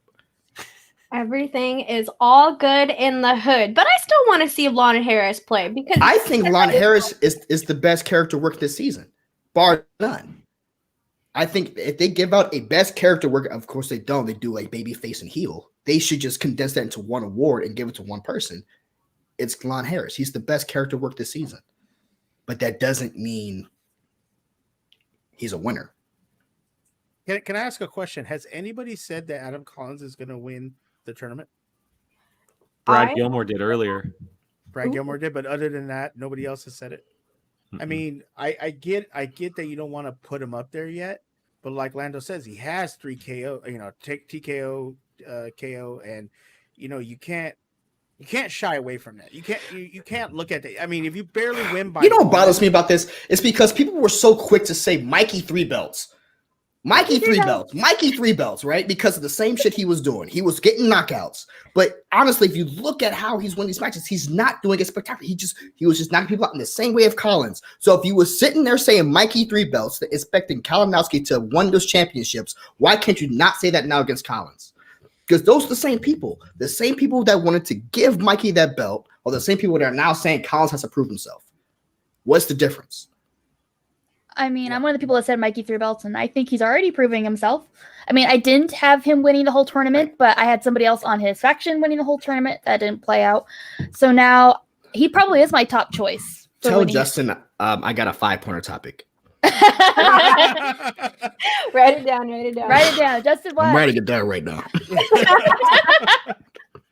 That's what I feel would eventually happen sometime on this show is eventually down the line, someone else who's used to hosting will eventually just like gravitate into it. It's like, yeah. No, I just don't. I mean, I think it's unfair to say just because you're a rookie. I understand if it's your first, like when Barbarian had his first match, then yeah, you say prove yourself a little bit more. But it's like people pick and choose when they want to say that. They weren't picking and choosing when Ben Goddard was winning those matches. They weren't saying that then when he won those first 3 matches. Well, they were giving him Rookie of the Year accolades. Do y'all think that do you think that the personality has something to do with that? Like with if Adam Collins would have come in here as someone like Jeff Snyder or the way that Paul Oyama did last year, do you think that he would still be getting the same type of, you got to earn your stripes if he came in as a more intimidating player? If it came up with a better character, we would be having a different conversation. Yeah, I would say so. I know I don't know about you guys, but for me, I already felt like he proved himself enough by having Shannon and Mike and all those people backing him up. Like that's big enough for me, being like they picked him out of the free agent, all the pool that was there. He won his play-in match. Then he went up against Roca, and whether or not it was a TKO, he proved himself there. If you want to say that, I mean, I've been proven enough with him for a while. It's just becoming even more so that he's kind of stepping up his game and becoming this like elite player, not elite, but like a legit contender for some stuff. And so all those people. Sorry, go ahead, Jacob. No. I mean, what you're gonna say? He's legitimately contending to win the tournament. Like he's getting to that point where people are picking him, and I don't think that he could be.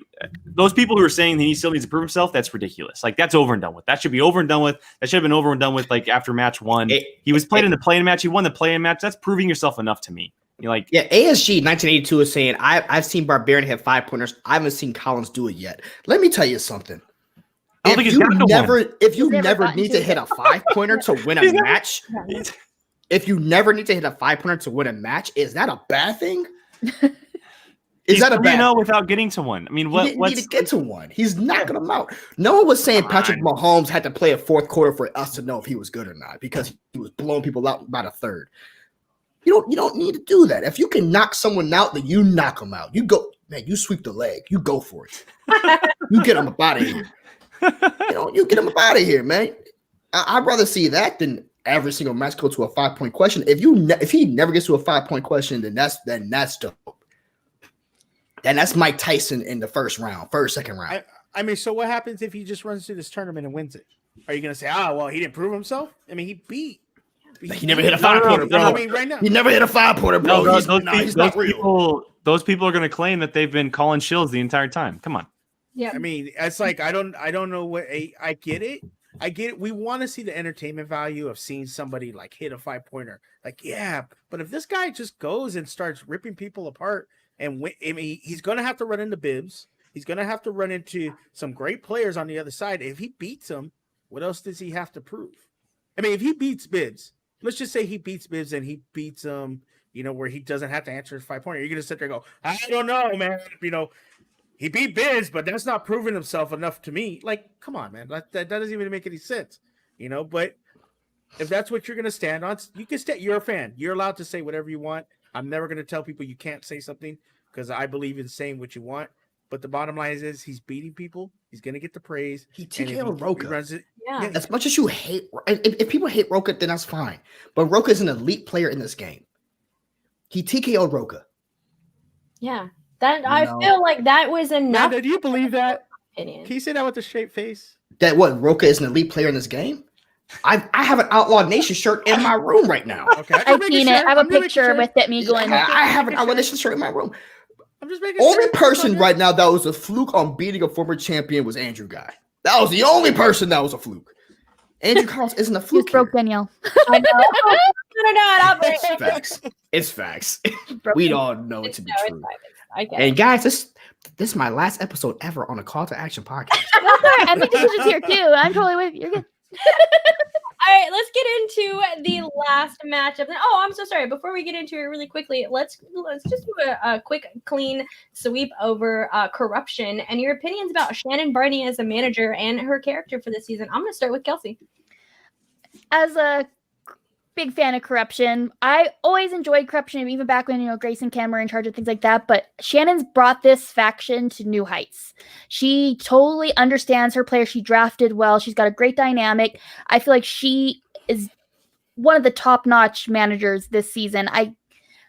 There's several managers where I think are in contention for manager of the year, but I think depending on how this season ends, like if Chance takes the Inner Geekdom belt and things like that, she could be in contention for being manager of the year. And I think it's completely justified because if I were to be playing the Schmoedown, she's who I'd want to be in the manager. I feel like her kind of pep talks, the kind of guidance she'd give me would make me a stronger player. And I think I've seen that with the new, especially the rookies this season that she has managed.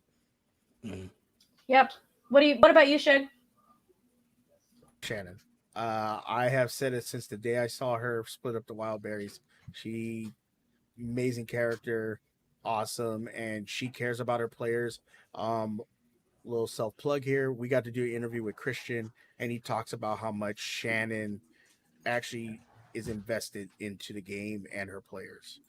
So to me, she's one of the best managers. Between her, Winston, Coy, Kate's my favorite, but between them three, she's one of the best. And she's even, when I interviewed her, she even talked about she didn't plan on doing all this, and she's just immersed herself into it.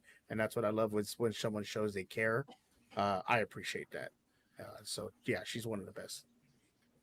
Yeah, I agree. I like Shannon. I like what she's doing. She was very closely involved with it before she was a manager, and I personally think that gave her a little bit of a leg up, not in a bad sort of sense. I think it gave her that bit more of confidence, even though I don't think Shannon Barney needs any extra ounce of confidence. I think she has all of it in the world, and I have truly enjoyed watching her move forward inside of this league so far. What about you, Jake?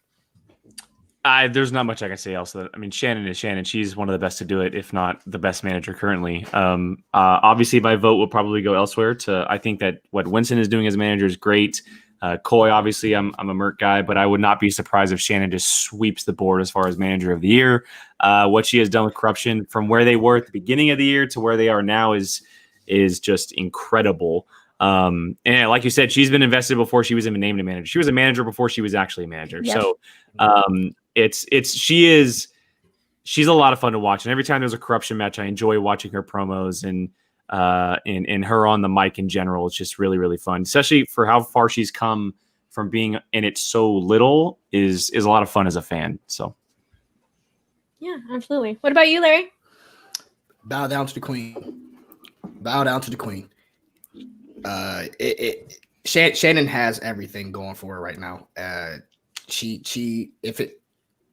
It's so weird right now with Winston being at the top, because if it wasn't for that, Shannon to me it's like 1A and 1B.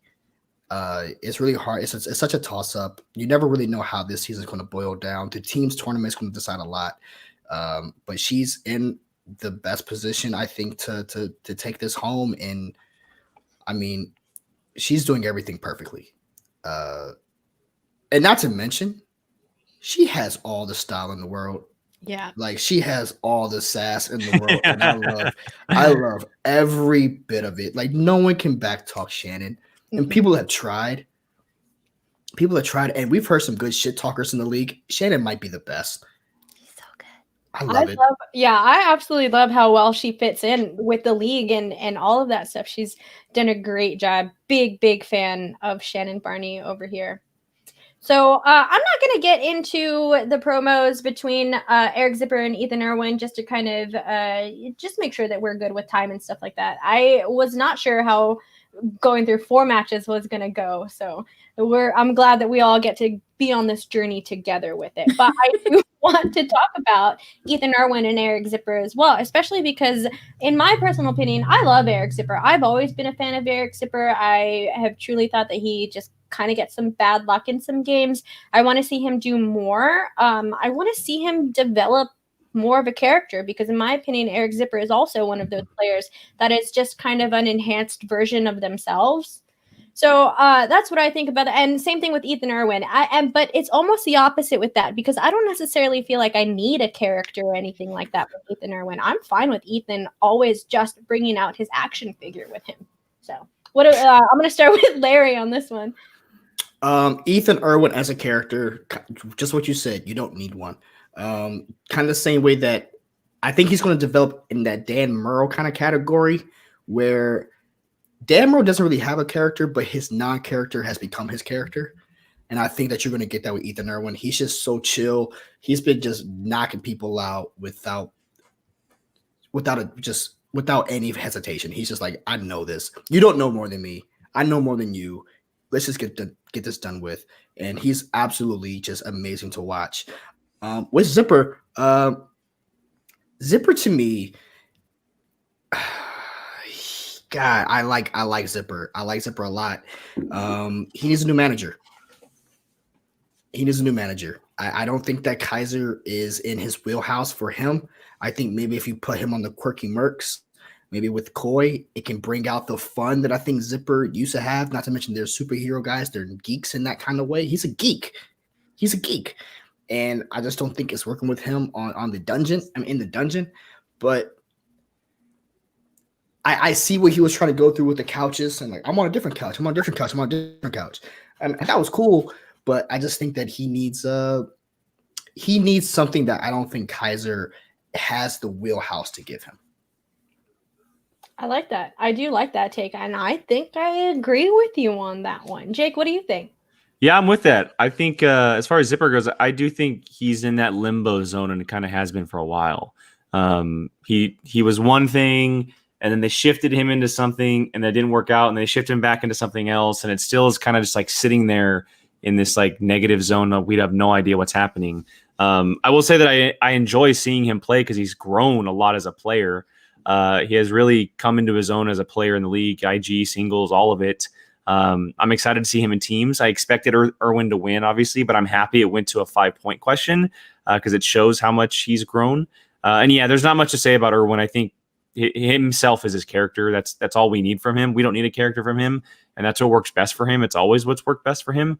But yeah, I would like to see, and I kind of do agree. I do think that Zipper might fit best on another faction. I just don't know which one that would be, because it would probably require a little bit of a change that might be a little different to overcome next year. But who knows what can happen because we saw plenty of that this year. Nice, I like that. Kelsey? Yeah, I have to agree with what both of you have said, where I love Zipper. I think he is a very strong competitor, that things have kind of just not worked out for him. It could be a combination of character work, manager, things like that.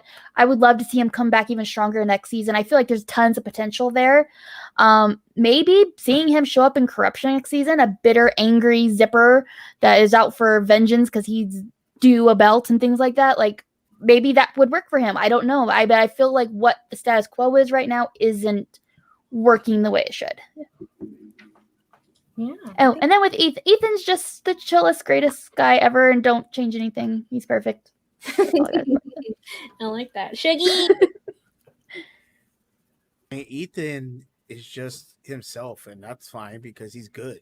You can't. He's just a good player. Facts. So it's like, all right, cool. I'm good with it. Like, I don't need a character work. And with Zipper, with Zipper, I agree with Lando that he needs to change. But can we just say that Zipper's probably, in all fairness, one of the most unluckiest players, like with the Stacey Howard especially this year. Yeah. You saw his disappointment with today. Like, he works hard. We know he does because he can play, but it just seems that he runs into like these weird situations where it just happens. And so I just feel that maybe a change of scenery would help him. Lando said going to a more fun team, maybe the usual suspects, maybe Sam Levine can pull something out of him. I don't want to see him on a heel team or a team, like the Burning Droogs. Corruption, obviously, with that pass, as much as I love Kaiser, sometimes Kaiser is more, it's just he focuses on, character and all this stuff, and Kaiser's a great character, but I think Zipper needs that on-hands manager to get him, through the tough times that sometimes Zipper runs into. And I think if he does that, he'll be fine. He needs to apologize to Winston. That's what I was just about to ask. He needs to apologize to Winston. And he needs to go to Swag. He would work best on Swag for sure. He would work best on Swag. If he can get back on the right thing with Winston being in his corner, I think would give him all the confidence that he needs, because he's studying now. Like, that's the thing is that he is studying, he is working hard. If Winston would be the energy boost, and that's why I said the quirky mercs with Koi, because you've seen how energetic Koi is with his players, and you can see that he instills his presence into his players. So if not Swag, I would say the quirky mercs, but I would love to see him get reunited with Winston. Yeah, and one of the things I feel bad about for Zipper is this team's tournament going up because Kaiser draft is so bad. He's being thrown into this team's tournament with Adam Witt, and I mean, I'm not trying to throw shade at them, but it's like, is this like your best team? Like, or like, is this even gonna work? And it's like I feel bad because then this just puts them on a more of a losing path, and it just kind of sucks. It's like I'd rather see him with the strong competitor, maybe try to be in the team's tournament. And Adam Witt's, I'm not saying Adam Witt's not a strong competitor, but we're not really excited about Adam Witt Zipper in this team's tournament where everyone's like, okay, well, they'll be in the team's tournament and that's it. So unless they are really pedal to the metal right now, I hope this doesn't really discourage Zipper, in this team's tournament because I want to see him perform well. It's just I don't know if he can, be losing a match and then now he's going into team's tournament losing, and how's that going to affect his psyche? So I think that's kind of unfortunate for him also. Well, I definitely agree that I think Eric Zipper might fit a little bit better inside of Swag for sure. But I am kind of excited to see what he and Adam Witt can do together. Eric Zipper, cheap plug, Eric Zipper was on our breakdown earlier with Alex and Dylan and Megs, and he made a comment about how whenever he and Adam both found out that they were going to be on a team, they went out and had lunch together, and it seems like they get along very well. So I think just because of that, is why I'm interested to see them as a team, to see how they work together. Because the chemistry is always going to be the most important thing that we can see in teams, for sure. So I think they might have some good chemistry going into there. But yeah, that's true. We never know. We don't know because we've never seen them play together, which is kind of crazy about this teams tournament, that there's a lot of new teams together that have never played. And so it's going to be very interesting. But it is. Just if we were to think like hypothetically, like if Zipper did go to Swag, just imagine a Eric Zipper and Liz Shannon Miller combination. That would be cool. That would be cool. Very, very opposite of each other. A very Rachel Silvestrini, Ben Goddard situation. Mm-hmm. I like that. I think that's also a great transition into what will normally be a staple into this show. But of course, like I said earlier, I'm trying to figure out time. So what we're going to go into is the second segment of this show. We've already talked about the matches, all of that good stuff.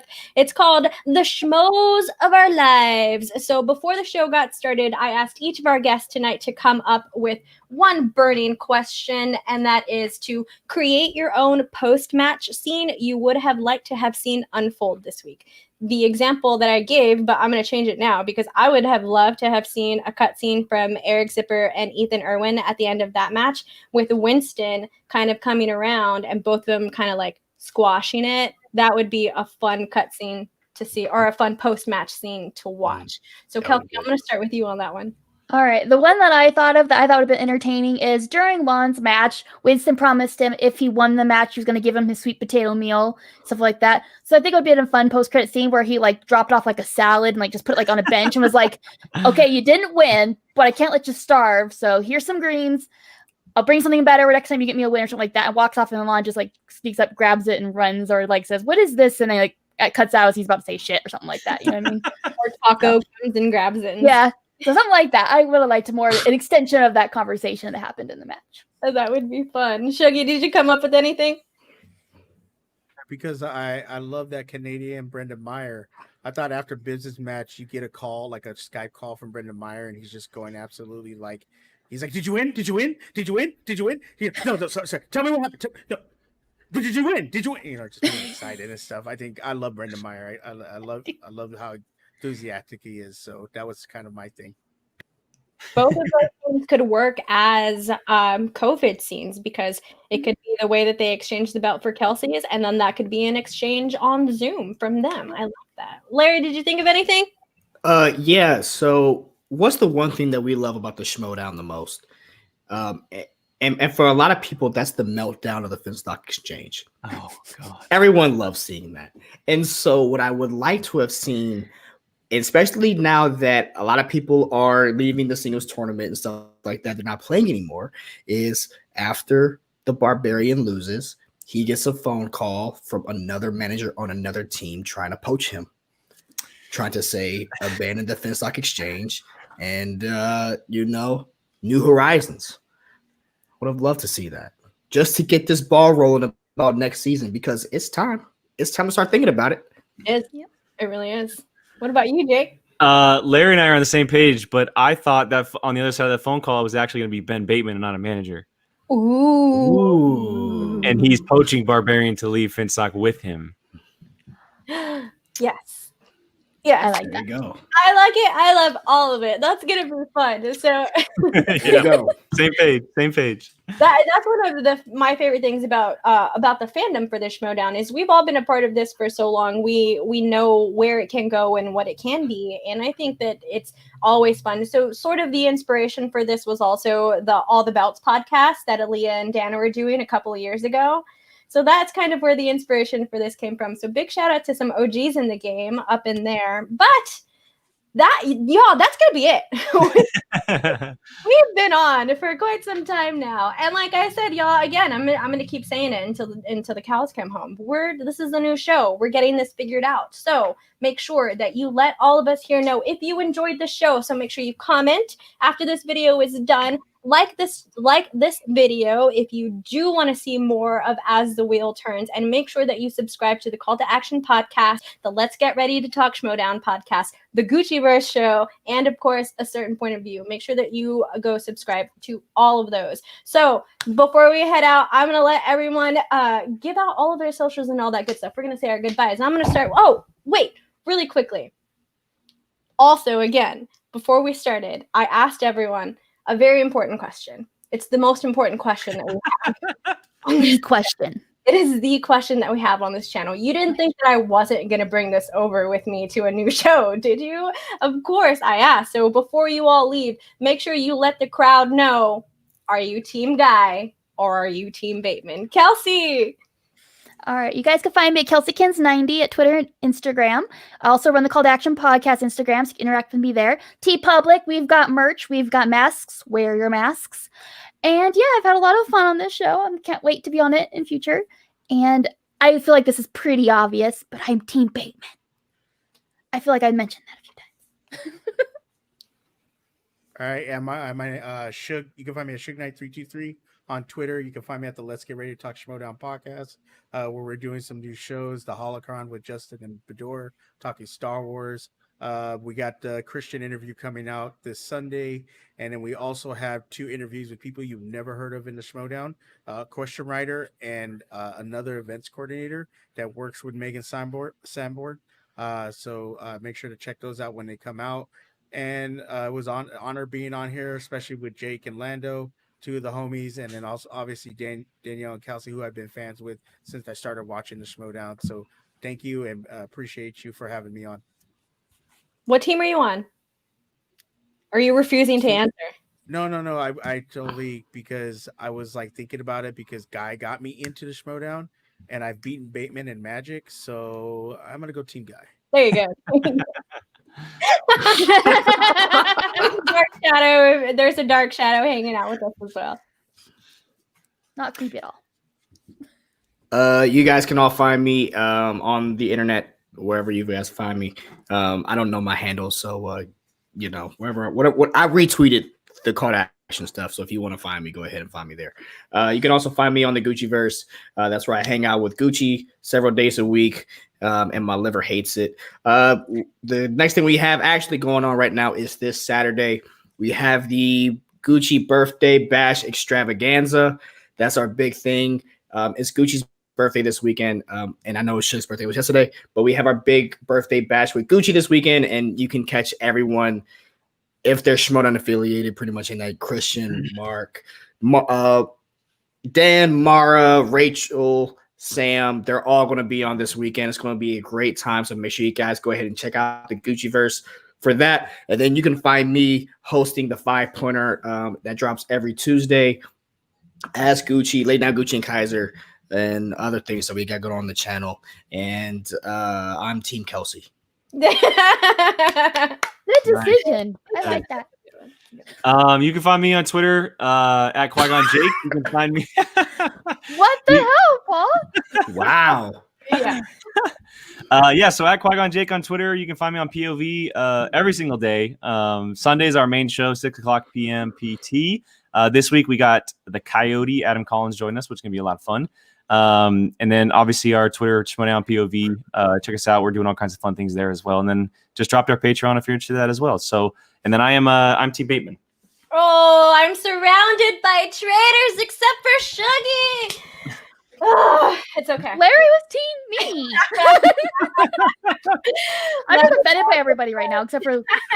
And you know me. It's your girl Danny Joy here. You can find me on Twitter at Danny Joy, DANIEEJOY. You can also find me here every Sunday hosting Chill to Action with my favorite co-host, Mr. Paul Denuzio, hanging out in the dark shadow. Also, if you're looking for any of these wonderful people, their Twitter handles and their YouTube channels are all in the description. So make sure that you go and subscribe to everyone. No excuses. The links are all right there.